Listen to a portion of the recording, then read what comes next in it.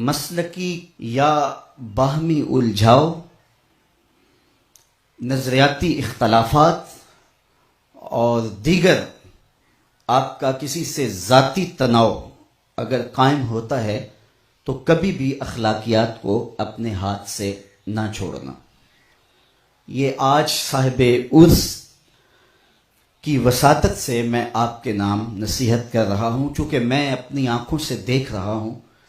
کہ جس ماحول میں ہم لوگ داخل ہو گئے،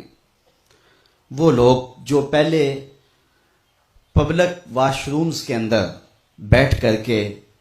گندے اور غلیظ جملے لکھا کرتے تھے، وہی لوگ اب سوشل میڈیا پہ آ کے بیٹھ گئے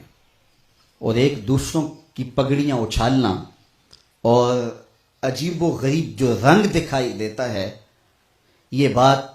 میں علی رؤوس الاستشہاد کہہ رہا ہوں کہ یہ میرے رسول کا لایا ہوا دین نہیں ہے۔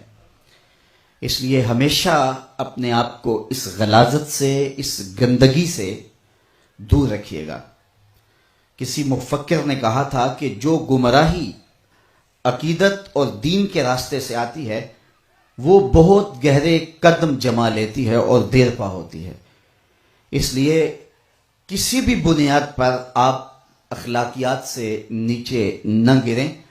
اور اپنی زبان کی، اپنے لہجے کی، اپنے قلم کی اور اپنے خیالات کی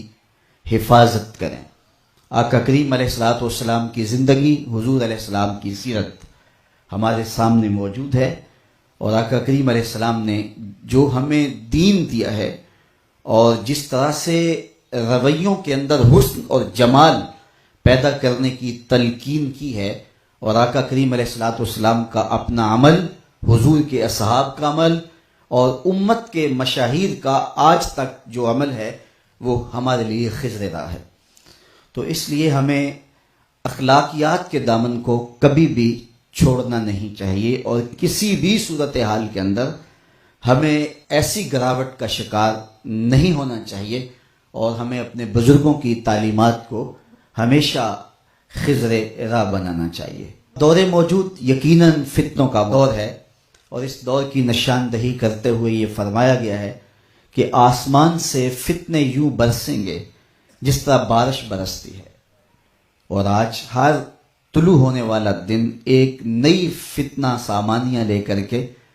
طلوع ہوتا ہے۔ تو اپنے آباء و اجداد، اپنے مشائخ، اپنے اسلاف، اپنے بزرگوں کی تعلیمات کو مضبوطی کے ساتھ تھام کر کے ہمیں منزل کی طرف آگے بڑھنا ہوگا۔ اور دوسری جانب میں جو آپ کی توجہ اس بات پہ دلائی، کم از کم جو میرے ساتھ روحانی انتساب رکھتے ہیں یا ہمارے ساتھ تلمس کا جن کا ربط و رشتہ ہے، میں ان کو پھر یہ تاکید کروں گا کہ اس وقت جو باہمی جنگ و جدل اور آپس کی لڑائیاں اور الجھاؤ اور کیچڑ اچھالنا اور گندگی اچھالنا اور پگڑیاں اچھالنے کا کلچر فروغ پا رہا ہے، کبھی بھی آپ اس کا حصہ نہ بنیں، اور ہم نہ کبھی ماضی میں ایسے کسی کام کا حصہ بنے ہیں، نہ دور موجود میں بنیں گے اور نہ مستقبل میں بنیں گے۔ ہم کبھی بھی کسی کے کہنے پہ میدان میں نہیں آتے، ہم ہمیشہ اللہ اور اس کے رسول کی رضا کو ہی ملحوظ خاطر رکھتے ہیں۔ اقبال کے سارے کلام کا رس نچوڑ دیں تو فلسفہ کیا نکلتا ہے، کی محمد سے وفا تو نے تو ہم تیرے ہیں، یہ جہاں چیز ہے کیا لوح و قلم تیرے ہیں۔ اقبال کہتا ہے حضور سے وفا کرو، پھر قلم بھی تمہارے ہاتھ میں دے دیں گے، تختی بھی تمہارے ہاتھ میں دے دیں گے۔ اللہ جل شانہ مجھے آپ کو اپنی رحمتوں کے حصار میں رکھے۔